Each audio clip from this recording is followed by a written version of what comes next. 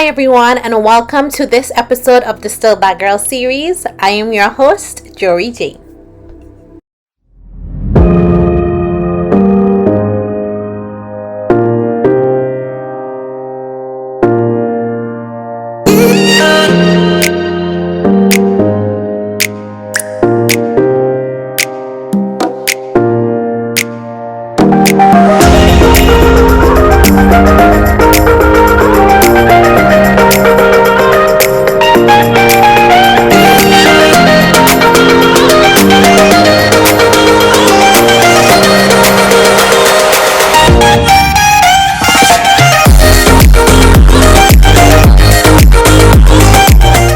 Today, we're living in times where we see a lot of racial tension, a lot of negativity, and just a lot of discrimination. But we have a woman today who will show us that love truly wins every time. She stepped out on faith and dated outside her race, and now she's in a beautiful interracial marriage. I'm so excited to share her story with you. Stay tuned. Hi, Jurnell, and welcome to Still That Girl. It's a pleasure to have you here with us. Hello. It's good to be here. Been looking forward to this for a while. Yes. So your topic today, for those watching who may not know, is interracial dating. But before we jump right into the topic, we're gonna start with an icebreaker. And since you're not here with me, I'm gonna pick a question for you from the jar, and I'll read it, and then you'll answer it.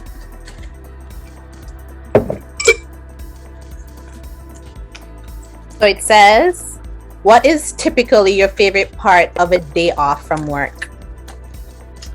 Typically sleeping longer than I normally do, because I usually have to be up at like 6 a.m. So sleeping longer than I normally do, making a full breakfast and just relaxing. I love that. I can definitely relate to that one. Okay. So we're gonna jump right into the interview. So tell us a bit about yourself. Who is Jurnell? So I'm Jurnell, and I live in New York. I am a lead teacher in a preschool department of my job. I've been doing that this will be 7 years now. I never wanted to be a teacher. But I got pushed into that avenue, and no matter how hard I try, I can't get out. So I think that's where I need to be. I am outgoing. As I get older, I want to stay home more, but I like going out. I love spending time with family and friends and trying new things. Good. Awesome. And obviously the topic is interracial marriage. So we know you're married. So talk to us about that. How did you meet your husband? So we met online on Match, and that's something that I never thought I would do, online dating. I grew up my mom, my dad never believed in that thing. They're old school. It's like you meet someone, you date them, life goes on, whether it works out or not. And so I got to a point where I was tired of meeting people in person because they showed up to just be not what I expected or what I looked for in a mate. So I just decided to try out the online thing. So we met online. And the story is pretty interesting. I didn't fully set up my account yet. I was leaving work. I wasn't driving yet, so I was trying to run to get the bus. And I was like, let me just leave this thing until I get, at a place where I could sit down and physically go through it. And in that process, I got a message from him, and then it went from there. Okay. So you hear ladies who are scared, to try the online thing, you tell them, go take a chance. I would say take a chance. Honestly, there's crazy people anywhere you go, whether it's online or in person, at the restaurant, out with your friends. It's just all about being cautious, just making sure other people know where you are, just keeping your eye open, looking for those red flags no matter what. I don't think it's much different. I think it just online makes it easier for people who you have a busy life. Like I Yeah. don't have time after I get off work and get home, I don't have a lot of time to really like go out and hang out a lot. So that was a solution to me meeting someone. Yes, I love it. I love it. So, I know you touched on basically a bit about yourself, but tell us, like, where did you grow up? Did you grow up in a Christian household? Give us a little background of yourself. So I grew up in Antigua, born and raised. I didn't leave until I was 15. I did grow up in a Christian background. My family, like all I ever known was church. It was homeschool church. I didn't really go out much. It wasn't really till I was about 12 or 13 that I started to hang out with friends. I would say like I had somewhat of a little sheltered life.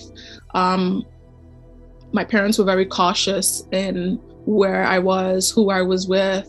A lot of my time was spent with family members. But as I got a little older, I became like curious about, going out. I never really got involved in the secular world until I was about 18 after I moved here. But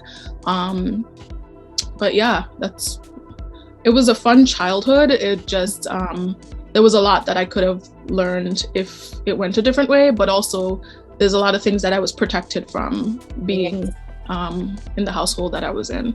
Yeah, and that ultimately made you who you are today, Yes. Yes. Okay, so going back on a little bit about your marriage, we know your husband is white, so did you always have an attraction to white men, or this was something for you? So I grew up with the mindset of tall, dark, and handsome. This is what it was going to be. I needed someone that looked like me, that in the future my kids could look up to and say like, oh, my mom and dad are proud of who they are, But then, and that was something like even before like I started actually dating, going through puberty, it was like, this is the mindset that I have. And growing up around predominantly Black people, that's all you ever see. That's what you expected. But I was dating here. I really started dating with a purpose at the age of 19. Okay. And I realized that it was no longer about what they looked like. Yes, you want someone attractive, but it was no longer what they looked like. It was also what they could bring to the table, what they offered, their values. And so I mentioned it a couple times, like especially with my mom. She was my confidant in like when I was dating, and she always like, maybe you should try outside your race. And I'm like, no, not happening.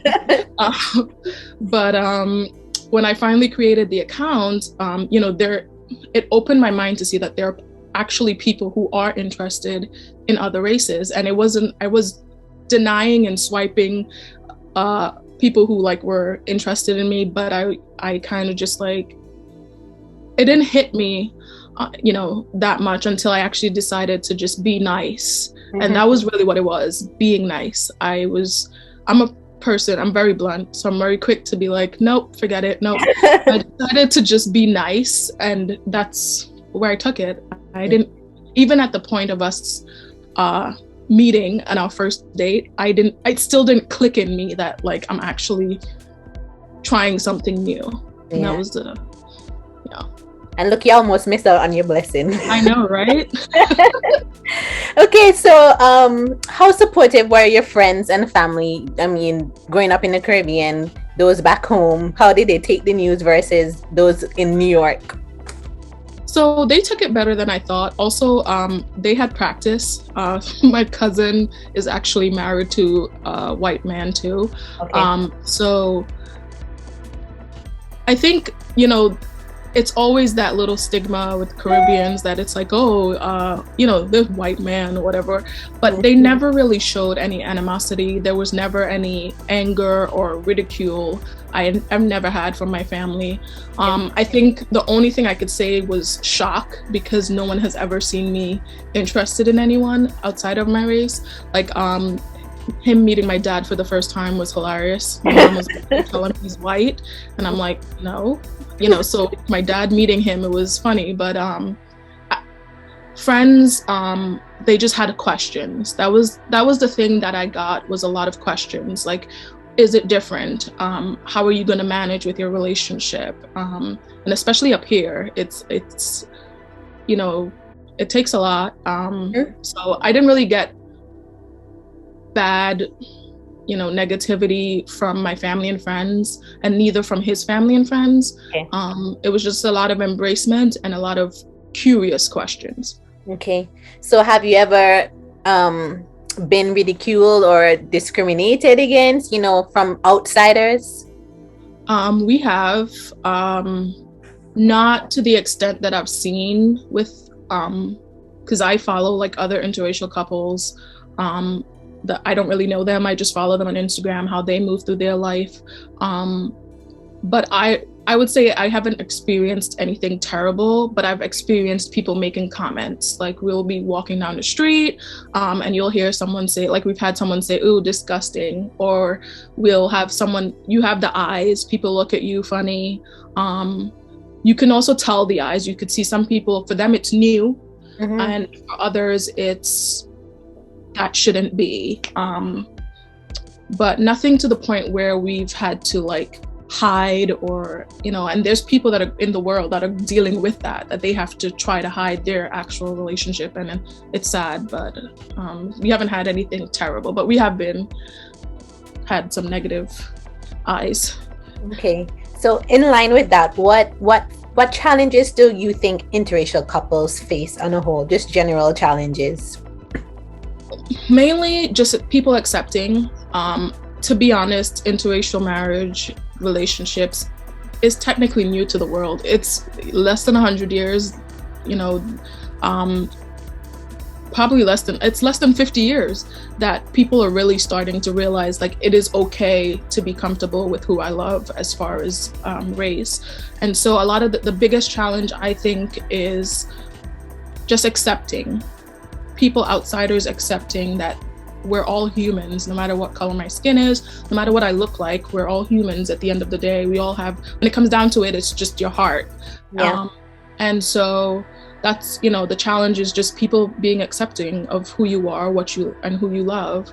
And also it's the, if you're, for some people, dealing with family members, friends who aren't accepting. I'm blessed to not have that. I'm blessed to have my in-laws really treat me like a part of the family. But there's some people who don't have that. They don't have a support system, and they still push through with their relationship, or they give up on it because they don't have the support. So I think it's those two things, just people accepting, dealing with people who are not accepting, and not having support. Okay. And what advice would you give to these people who are in this situation? They love each other, but they're struggling, to cope with all the negativity around them. I say forget about it. That's not the word I want to say, but I'm going to be nice. I just feel like, life is short. So if you're going to live your life based on what other people think, and this is not just for interracial marriage, but for anything, if you're going to keep listening to what people have to say, then you'll never be happy.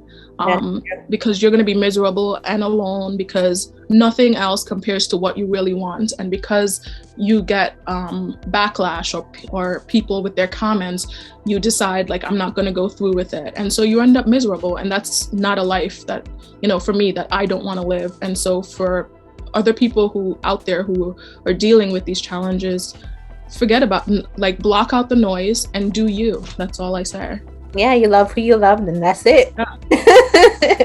So something funny that I noticed, we see a lot of Black men marry white women all the time, and we know we have that few percentage of people who are still, against it. They have their opinions, but there's a huge issue when we see a Black woman with a white man. Why do you think that there's that difference?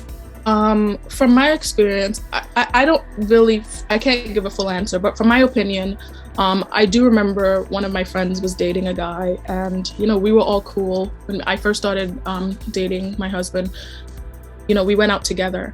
And this is before we got engaged or got married. And we weren't friends with him anymore because they broke up, and so we were in online, and his comment was, "Oh, so many Black women are dating white men. What is so good about it?" And and it's funny because that it's true. You see a lot more interracial couples, and there's a reasoning behind that, because people are now more accepting. People are now understanding that it is okay to step out of my comfort zone. It is okay there's other people in the world. It's not just who you're around or who you grew up with.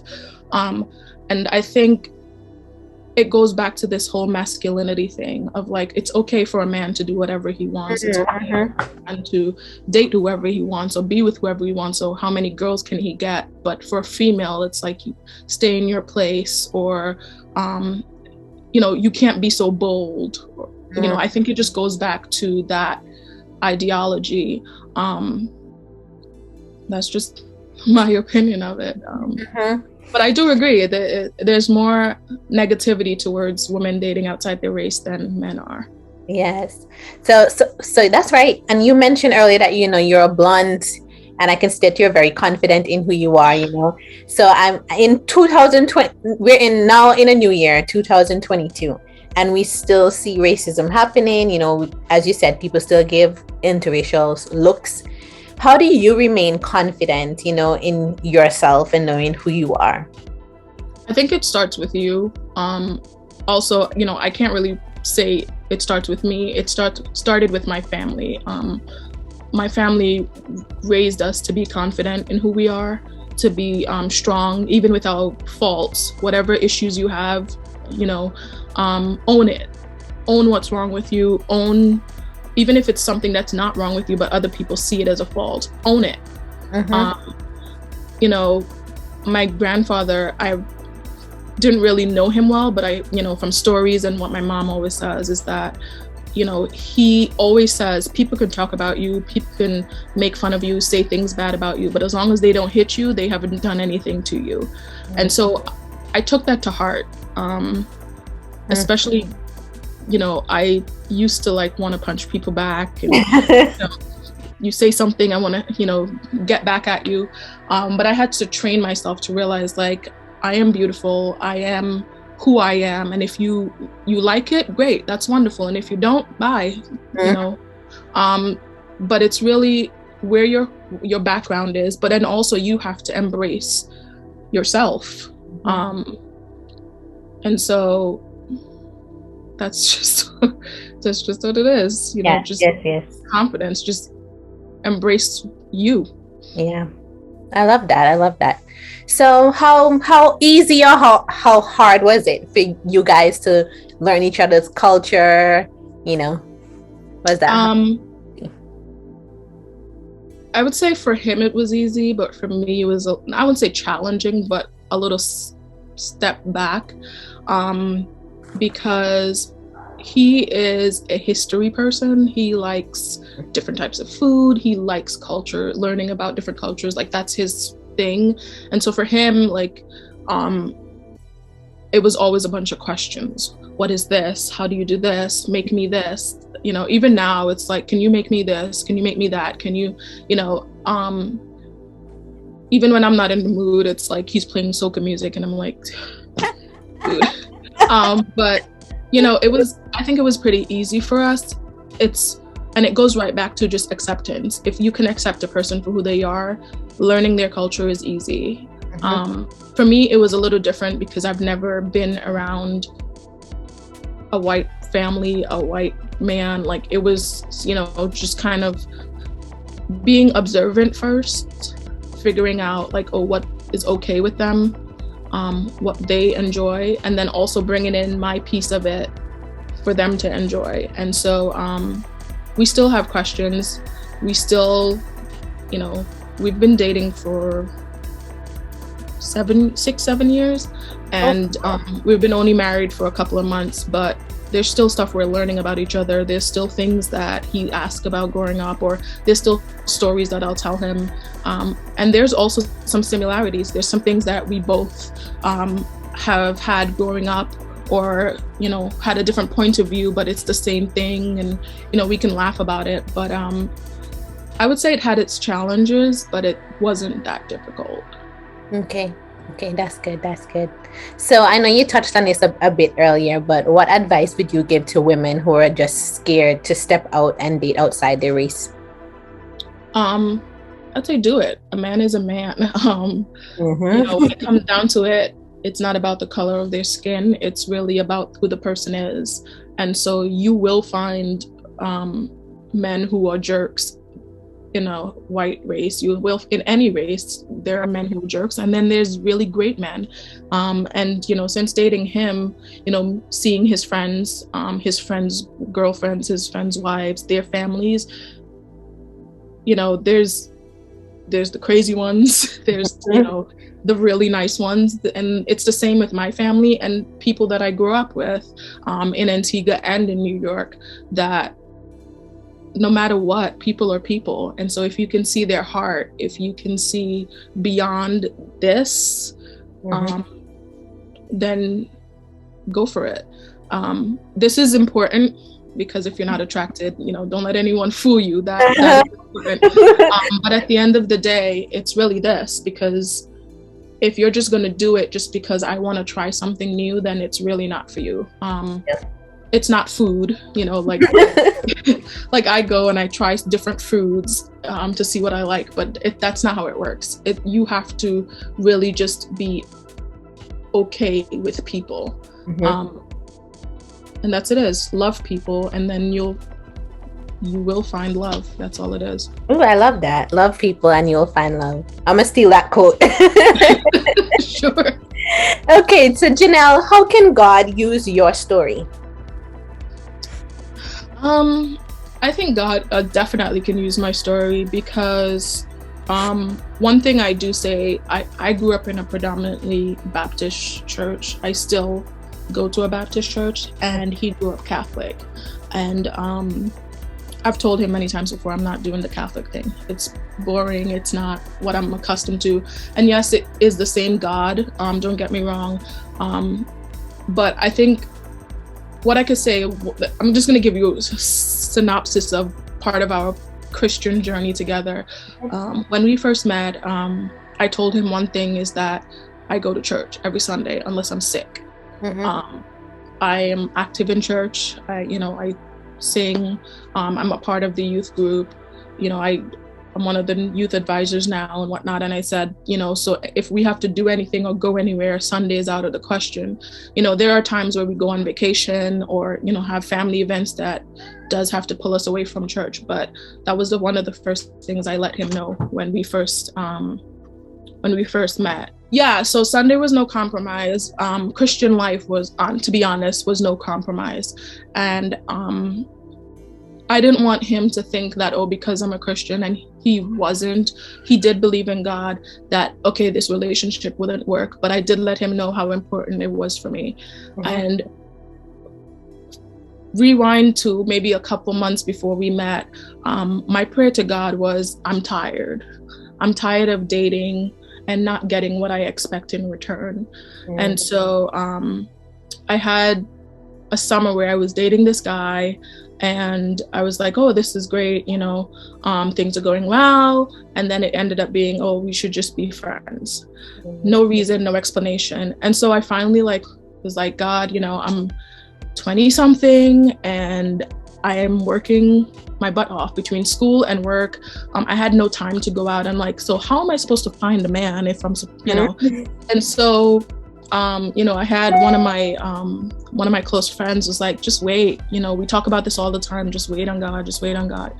And with the whole online dating thing, one of my coworkers tried to encourage me to do it, and I kept putting it off. So I finally did it, and I'm like, but is this really pleasing to God? Would God approve of online dating? This was my thought of it all. And I said, well, it's the same thing. You're just going through a different, thing. And I said, you know what? I said, God, I'm putting it in your hands. If this is what I'm supposed to do, let me do it.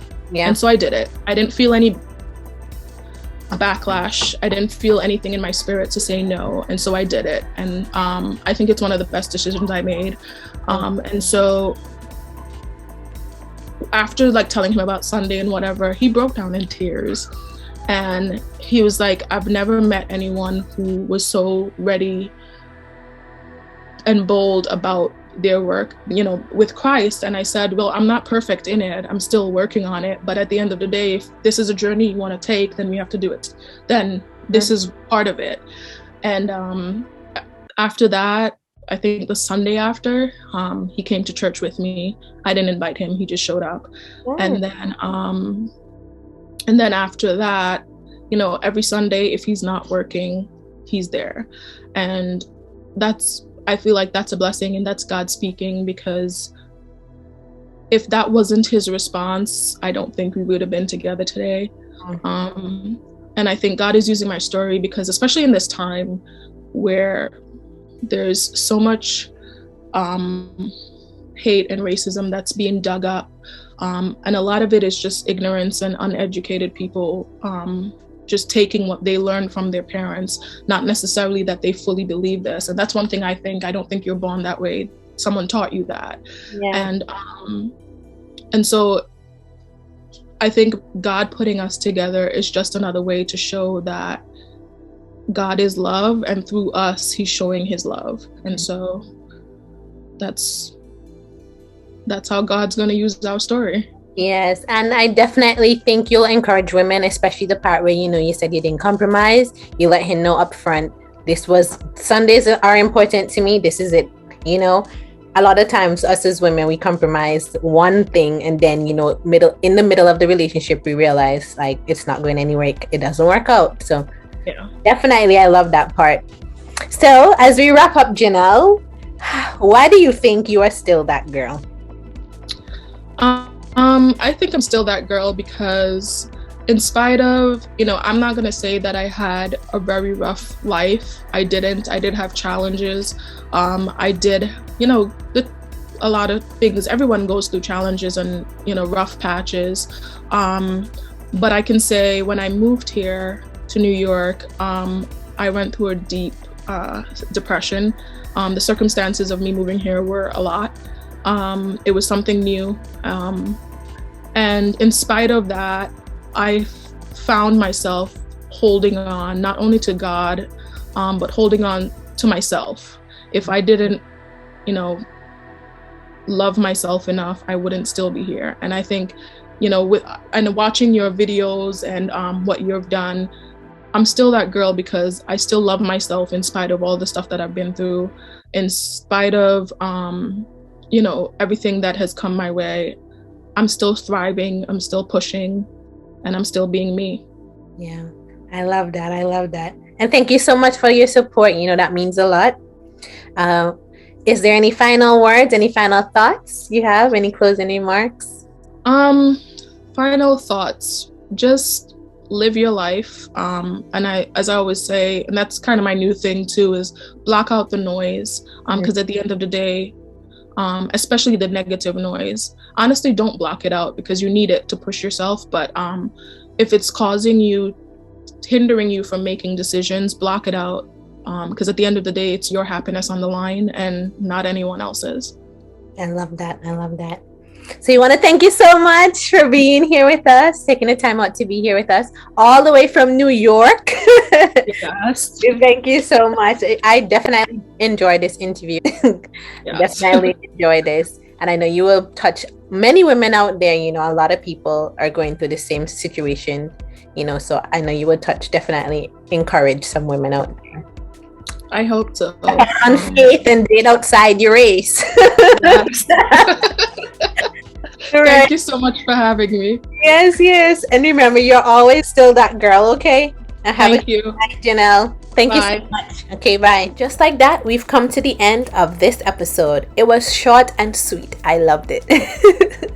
I hope you enjoyed it too and got some good takeaways. Don't forget to like, share, and subscribe to the channel. Please share it up, share up the thing. Until next time, remember that you are still that girl. Bye. Do you have an inspirational story to share? Would you like to be featured on our next episode? If so, please contact us using the information displayed on the screen. If you'd prefer to tell your personal story anonymously, please complete the form by clicking the link provided in our bio.